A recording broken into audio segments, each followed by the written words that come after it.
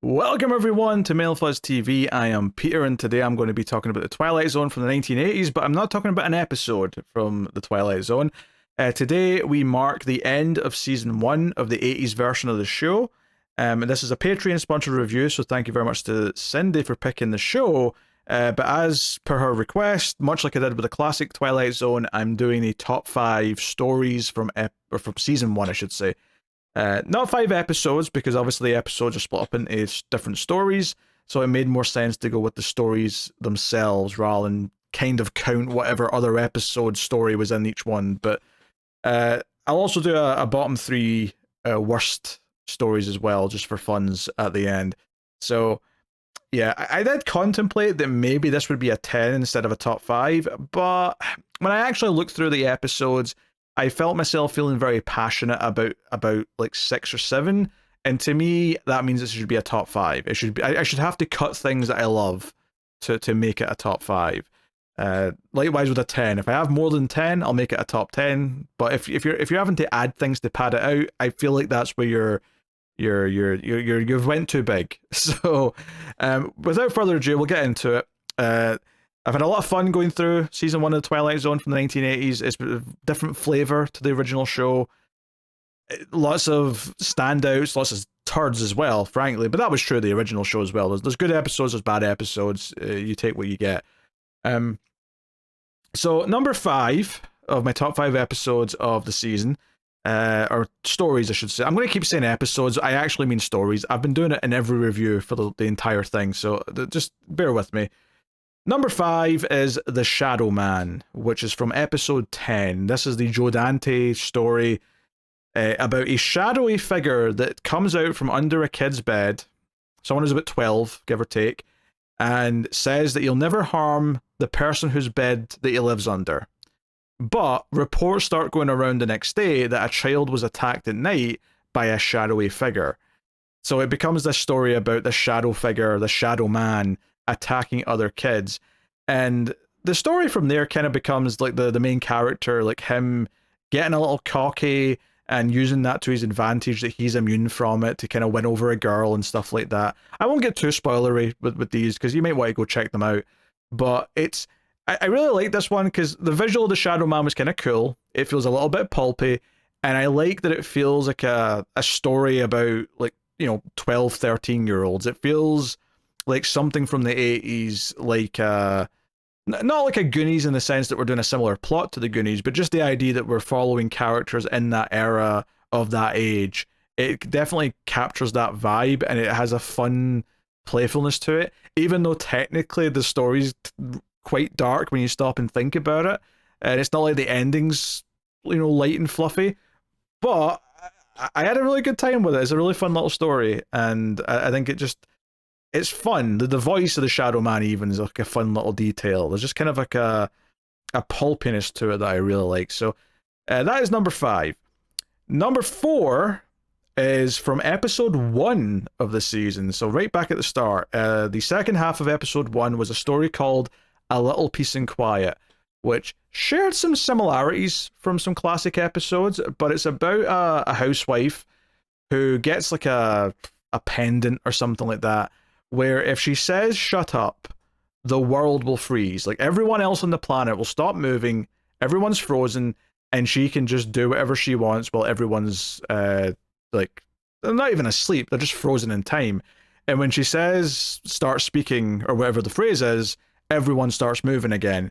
So it basically gives her this chance to like unwind and like get away from like the stress of having like 3 kids and the husband and all her duties and all that. She can kind of like freeze time and go around the supermarket at her leisure without anyone getting in the way. If I remember correctly, she still pays for what she takes, which I remember thinking she doesn't need to do that. But it also has kind of a cool ending, and I think it's the ending that kind of puts it over for me. It's a fun concept, but the ending kind of brings in a bigger idea that's got a little bit of a monkey's paw element, shall we say, that I actually quite liked. I think the ending put it over the edge for me, where you realise the predicament she's now in. I'll say it's kind of similar in some ways in spirit to the end of Time Enough at Last, right? With the Burgess Meredith episode from the original show. I think there's a lot of spirit with that episode, with how it ends, in terms of like a ironic comeuppance, shall we call it. But no, I like this one a lot. It kind of set the tone for feeling like it was taking a lot of inspiration from the old show, but doing its own thing with it, and feeling kind of like just like a cool idea. So that is my number 4. My number 3 is from episode 6 of the season, and that is A Message from Charity. So this is a longer story from the show. This takes up like 3/4 of the episode. And it's just a simple concept where a teenager in present day, which was have been 1985 or something at the time, whenever this aired, a woman from like 200 years ago or something. Well, maybe not 200. No, maybe it's 200. I don't know. There's a specific phrase I could use to describe the time, but I feel like it would be hinting too much of where the story goes, so I'm being vague as possible. But it's this teenager named Charity from, eons ago, who wakes up after being sick, and somehow her and this boy from present day have a mental like time travel link. They can talk to each other in their heads, and they can kind of experience what each other's are experiencing. So he can eat junk food from present day, and she'll like feel the sensation of it. Which immediately I sort of started to think, well, what if he does something else? Will she feel the sensation of that?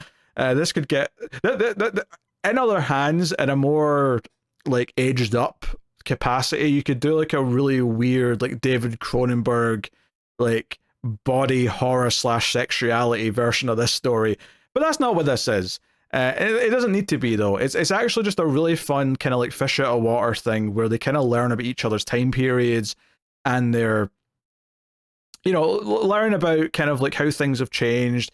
And then it gets into the fun stuff where she gets into a little bit of trouble, and then he's able to maybe look up at history books and maybe find some answers that would help her, and kind of start to use the time mechanic to their advantage in some way.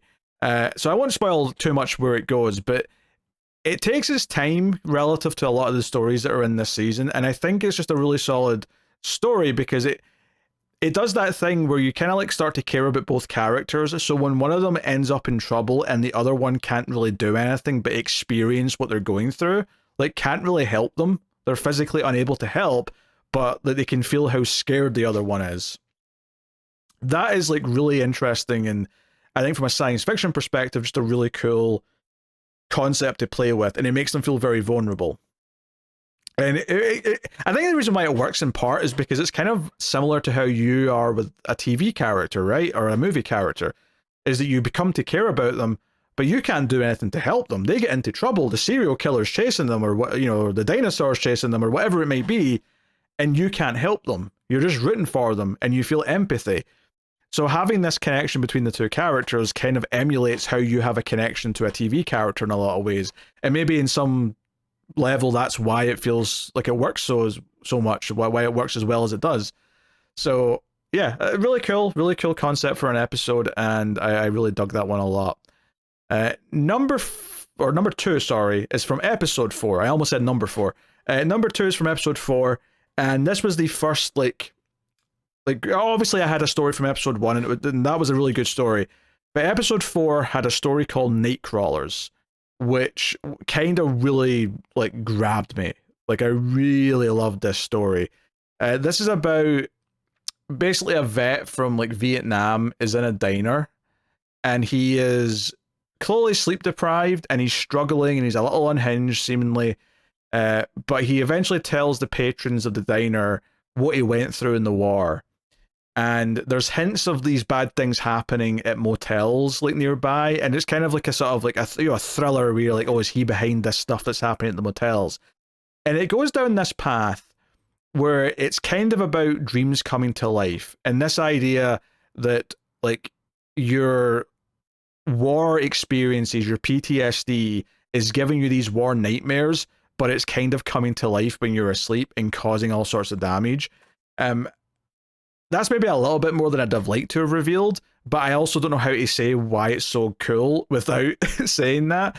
It goes places though. Like the entire last like couple of minutes of this story really go down like deep into a path that I was really surprised by and really loved how it ended. Like I think this is like, as far as like building to a climax goes, this is a really good example of like a perfectly paced story that goes further than you thought it was going to.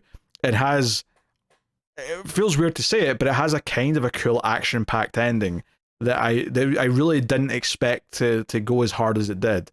So just really good atmosphere. You know, it's like a rainy night. They're in the diner. You know, the local sheriff or whoever comes in and is like telling stories about what you've seen that day, and it builds a good atmosphere throughout.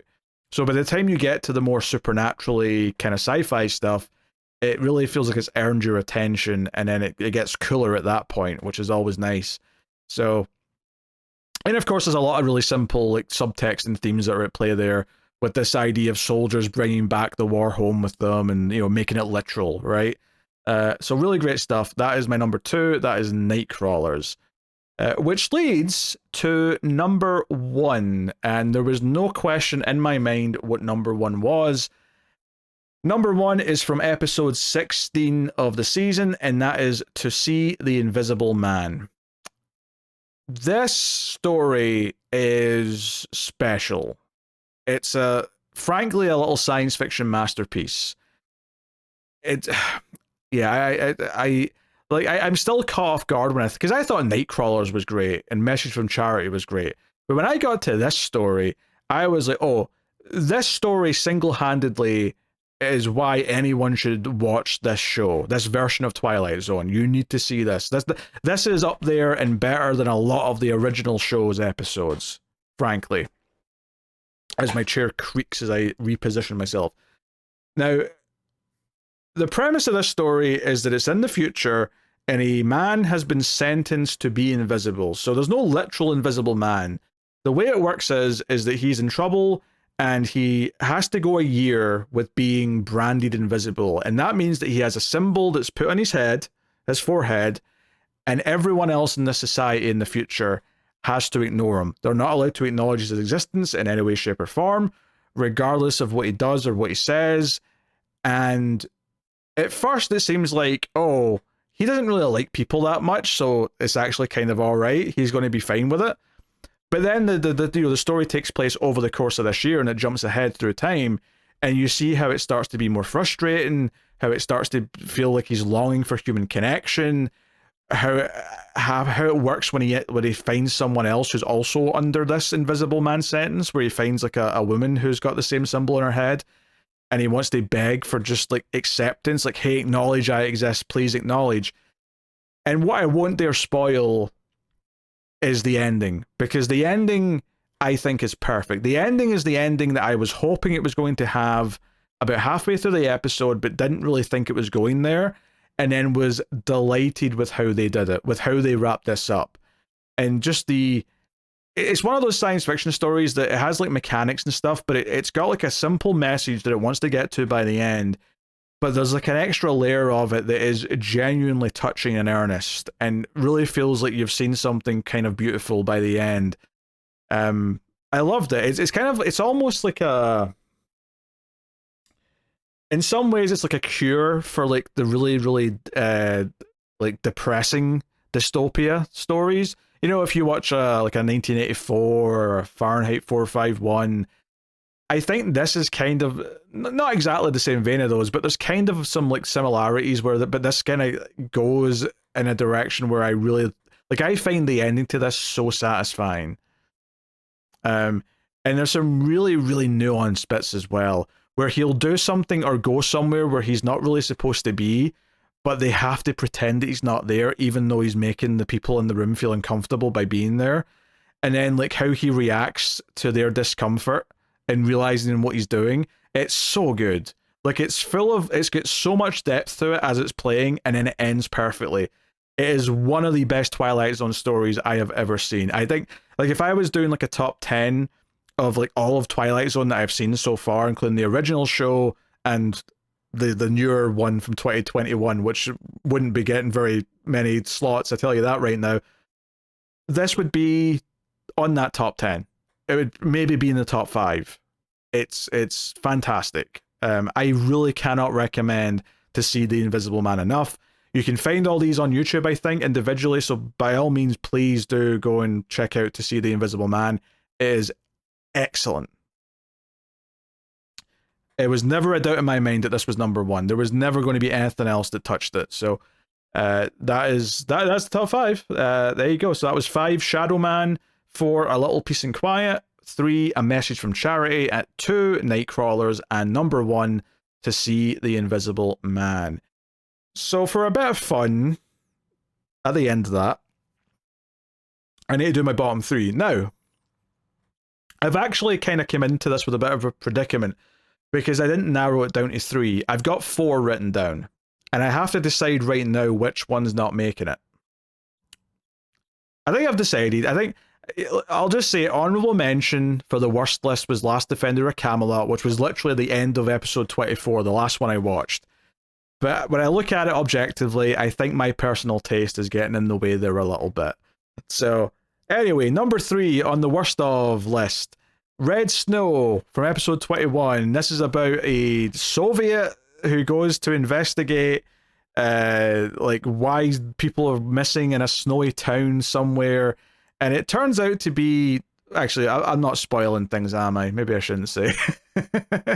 Like, it's a certain type of story, that type of horror movie story. It's just really bad. It just sucks. Like, it's just, there's a lot of like time wasting, characters that are not entertaining. It's a lot of just killing time until we get to the reveal of what's actually happening here, and it's not really all that satisfying. So I'll leave it at that. I don't want to spoil it, but it sucks. It's not good. Number 2 is Paladin of the Lost Hour from episode 7. This notably had a directed by Alan Smithy credit. Which, if you don't know what Alan Smithy is, it's the director name that's used when a director wants their name taken off of a thing because they're ashamed of it and they don't think it represents what they wanted anymore. So that's not a good sign. It's just kind of a mediocre story about an old man who's like the keeper of time kind of thing, and him wanting to pass the torch on to this new person. That's what the story is. It's just not all that interesting for the most part. There's a lot of just sort of vague, like, you know, getting to know the two characters, but it just kind of, whenever the old man starts talking about his duties or his responsibilities of the as the paladin of the Lost Hour, it's just not that interesting, frankly. Yeah, just not feeling it. It's one of those things where, like, I don't know if it's as bad as I thought it was going to be based on the Alan Smithy credit, but it's still in the worst 3. It's still one of the ones that throughout the season where I just was desperate for it to end so I could be done. So that's number 2. And then number 1, the worst episode or the worst story of season 1 of the 80s Twilight Zone is an episode called Ye Gods from episode 5. This is a story about a yuppie who gets involved with Cupid, and Cupid starts like setting up romances for him, and it's basically just a comedy story about Cupid getting on this guy's nerves and like setting up like a romance, and then I'm feeling like he's chasing after this woman that he felt a romance for. I don't know, Twilight Zone, whenever it does comedy, I would say that 9 times out of 10 it falls flat.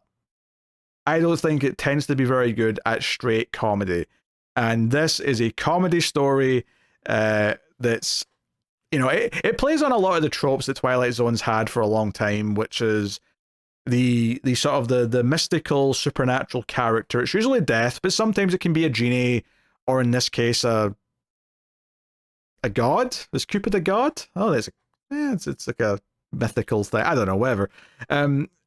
It plays on those tropes, and the show's done it a lot. This season does it a lot. There's at least 3 episodes with the character playing Satan in some form.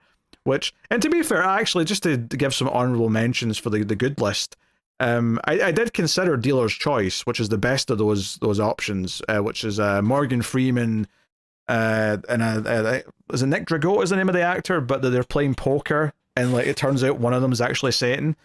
And that's an alright, fun little story. It wasn't good enough to make the top 5, but I liked it. I also considered A Small Talent for War, which is probably the best super short story of the season.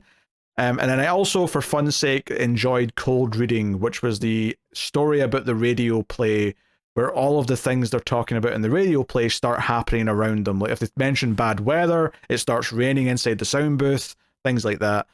That's just like a fun, silly one, but it's an entertaining story.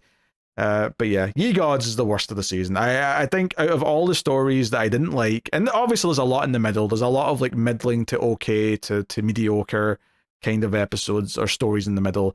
But those are the ones that stuck out to me the most in either end of the spectrum. So I don't actually know what we're going to do about season 2, because season 2 is only like 9 episodes, which is not coming up next. Cindy has me doing the new Dexter show for a while when that hits in July. So there'll be a little gap before we get back to 80s Twilight Zone. So I don't know if it'll be worth doing a top 5 at the end of season 2, because it's only 9 episodes, but we'll see. I don't know. well, if there's enough good stories in those 9 episodes, maybe it'll be easy to do. But I've got a sneaking suspicion that it won't be enough to give me 5 that I feel passionate about. But hey, we'll see. But that is my top 5 episodes or stories from 80s Twilight Zone Season 1, as well as my bottom 3. You can, of course, tell me what your favourite stories from the season were in the comments. Always nice to hear that. Like, subscribe, ding the bell for notifications, and of course you can support all the content over at patreon.com/MailFuzzTV. You can also give a super thanks or do a YouTube membership. Any option is greatly appreciated. I recommend Patreon because you get all the movie bonuses and stuff over there, so it's well worth doing. Check out MailFuzz Movies for all the movie podcasts. But that is me, so thank you very much for joining. I do appreciate it. Keep watching TV in the Twilight Zone.